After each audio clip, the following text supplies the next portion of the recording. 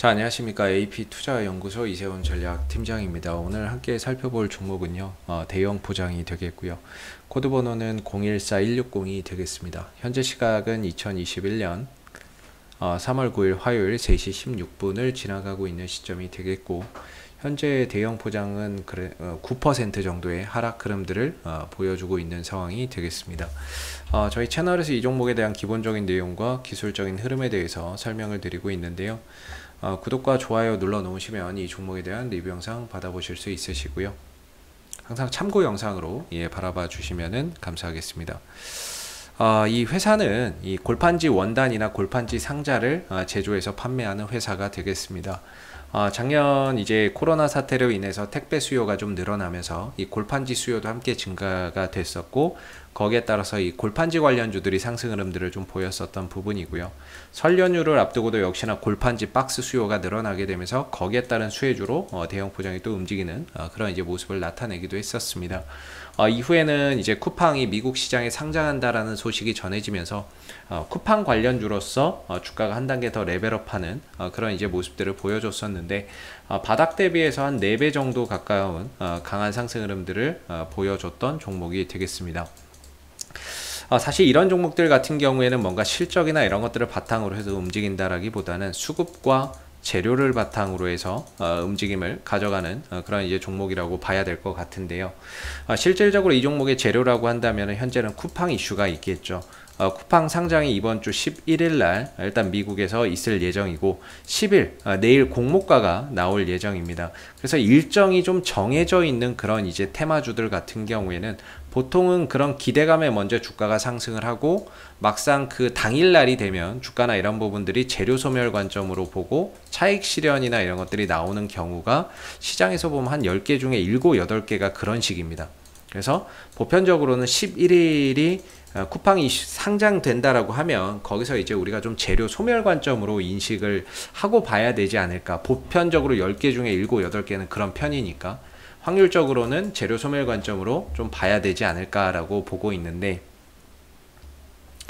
좀 아쉽게도 오늘 이제 좀 급락이 나오고 있어요. 급락이 좀 나오고 있는데, 뭐 특별하게 오늘 뭐 더 악재나 이런 것들이 좀 터졌다라고 보기는 좀 어려울 것 같고요. 물론 시장 하락도 어느 정도 영향이 있을 거라고 생각은 합니다만은, 좀 오히려 그 11일에 다가오면 다가올수록 주가의 탄력이 조금 약해지고 있는 그런 이제 모습인 것 같고, 사실 다른 종목들 이 쿠팡 관련주 중에 뭐 KCTC도 있겠고요.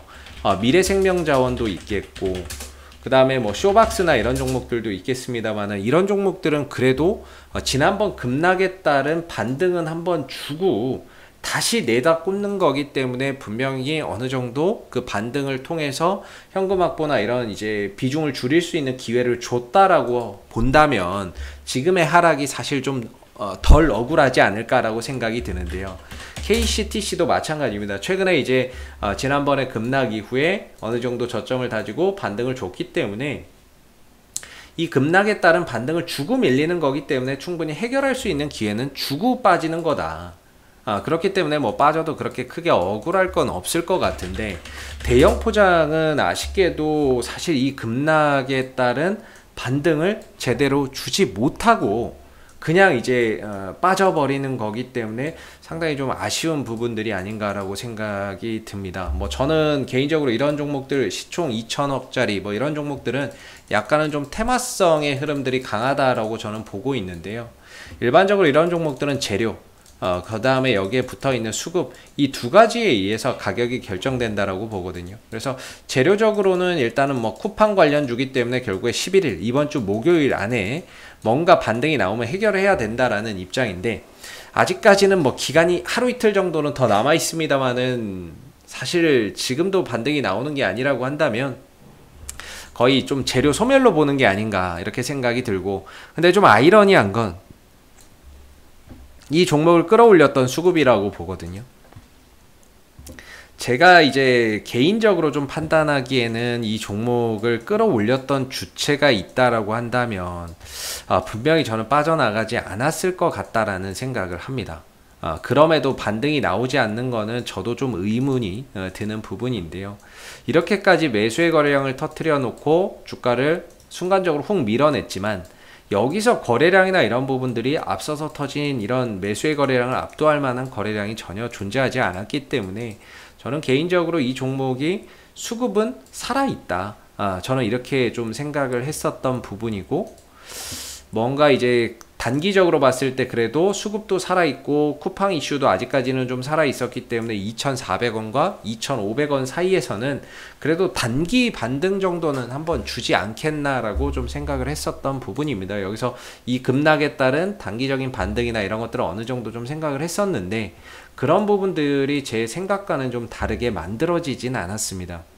다른 종목들 갈 때 좀 같이 어우러져서 가는 그런 이제 그림을 기대했었는데, 그런 모습들이 좀 나오지 못했던 그런 이제 상황이 지금 펼쳐지고 있는 것 같고요.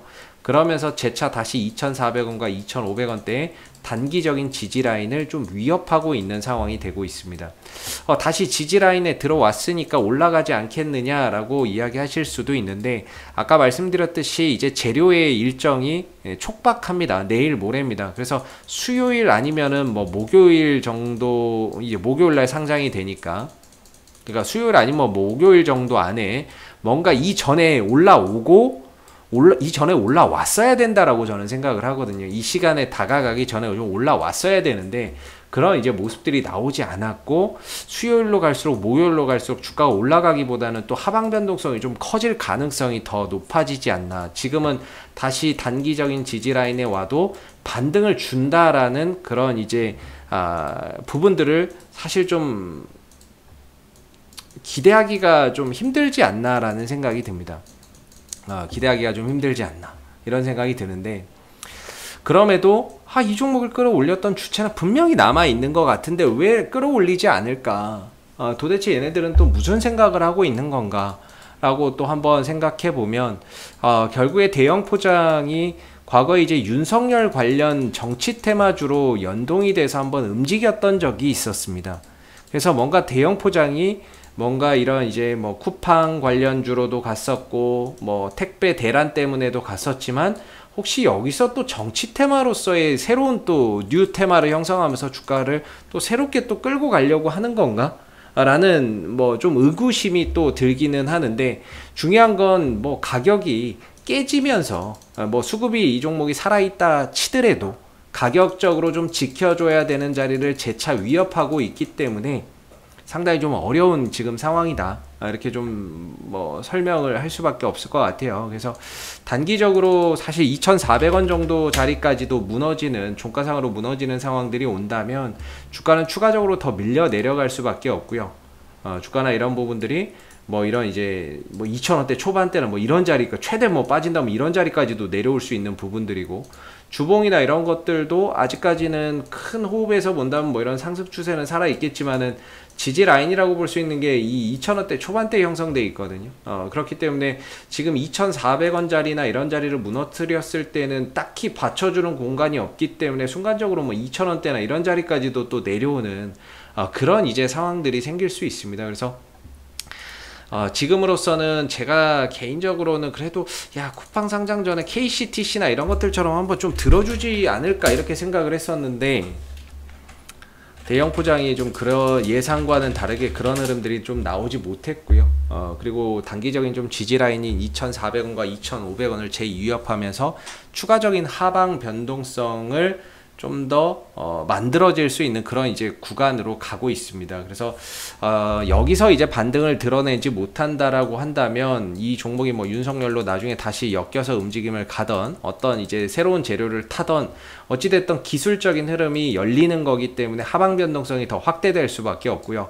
그랬을 때는 다음 지지 라인이 2,000원 정도에서 반등을 기대할 수밖에 없기 때문에 현재로서는 뭐 2,400원 정도가 이탈되는 흐름에서는 어느 정도 좀 리스크 관리나 이런 것들이 좀 필요하지 않을까라고 생각이 들고, 재차 좀 내려왔을 때 뭐 한 2,000원대나 이런 자리에서 다시 또 뭐 반등이나 이런 부분들을 좀 기약할 수밖에 없는 그런 이제 상황으로 좀 가고 있지 않나라고 생각이 듭니다.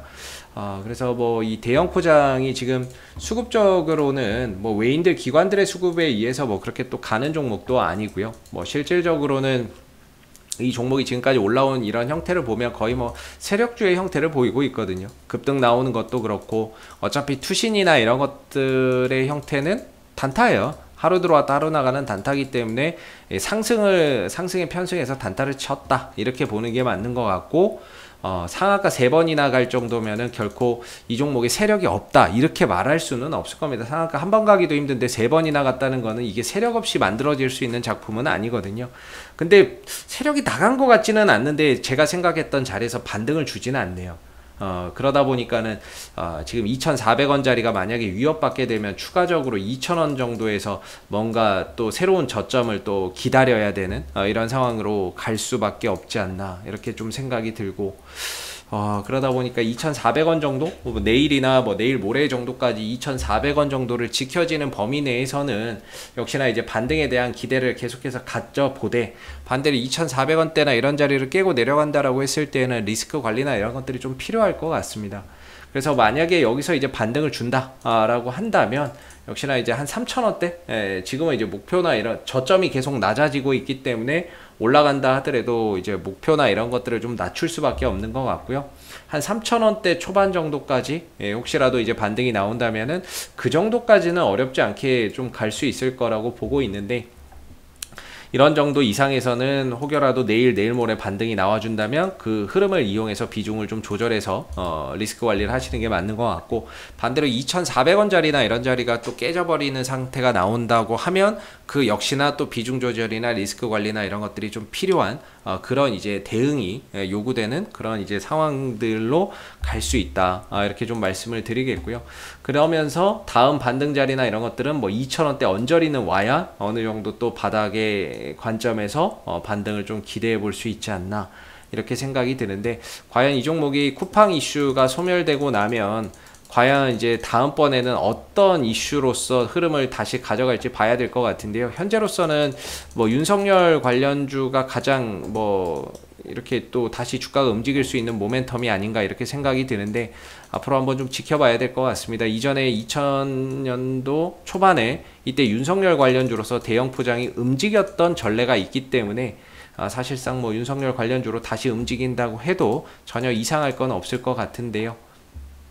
중요한 건 가격이 또 훼손되는 그런 상황들이 온다면 주가가 또 밀려 내려가면 하방 변동성이 확대될 수 있기 때문에 내일 모레 2,400원 정도를 기점으로 다시 반등에 나온다면 그 반등을 이용해서 좀 비중 조절이나 현금 확보에 대응의 관점으로서 보시는 게 좋을 것 같고, 반대로 2,400원을 깬다면 이 역시나 또 비중 조절이나 현금 확보의 관점 속에서 좀 대응의 영역으로 풀어보시는 게 맞지 않을까라고 생각이 좀 드는 부분입니다. 자, 앞으로도 뭐 대형 포장은 이슈가 생길 때마다요 계속해서 리뷰 영상 남겨드리고 있으니까는요 구독과 좋아요 한번 눌러주시고, 오늘 영상은 여기서 마무리하도록 하겠습니다. 감사합니다. 그리고 무료 추천 종목을 매일매일 드리고 있습니다. 네이버에서 AP투자연구소를 검색하시게 되면 웹사이트 상단에 AP투자연구소 홈페이지 링크가 나옵니다. 클릭하시게 되면 AP투자연구소 홈페이지로 접속하실 수 있는데요. 가운데 무료 추천 종목 카테고리에 2021년 무료 추천 종목을 클릭하시게 되면 소장님께서 매일매일 댓글로서 국내외 실시간 시황에 대한 브리핑과 함께 무료 추천 종목을 제공해 드리고 있습니다. 하나 눌러서 들어가 보게 되면요, 댓글 리딩은 아침 7시 41분에 시작이 됐고요. 무료 추천 종목을 보시기 전에 꼭 읽어보세요도 한번 참고해서 읽어보시면 좋을 것 같습니다. 그리고 간밤에 마감됐었던 미국 증시에 대한 상승과 또는 하락에 대한 이유도 이렇게 쭉 적어드리고 있고, 댓글로서 시장 상황에 대한 부분들도 포인트를 짚어드리고 있는데요. 그리고 이제 9시가 되게 되면 무료 추천 종목이 나오게 됩니다. 9시, 현재 시간 9시가 되겠고, 흥국화재 추천 종목의 종목명, 그 다음에 이제 매수가, 그 다음에 1차 목표가, 손절가 함께 제시가 되고요. 보통 이제 아침에 한 2종목에서 많게는 3종목, 4종목까지도 무료 추천 종목이 나오기 때문에 이 종목들이 또 상승하게 되면 그 상승한 부분에 대해서 이렇게 또 댓글로서 장중에 리딩을 계속해서 해드리고요. 반대로 또 하락하게 되면 그 하락한 부분에 대해서도 댓글로서 리딩을 해드리고 있기 때문에 무료 추천 종목이 필요하신 분들은 홈페이지에 오셔서 많은 도움 받아가시면 좋겠습니다. 감사합니다.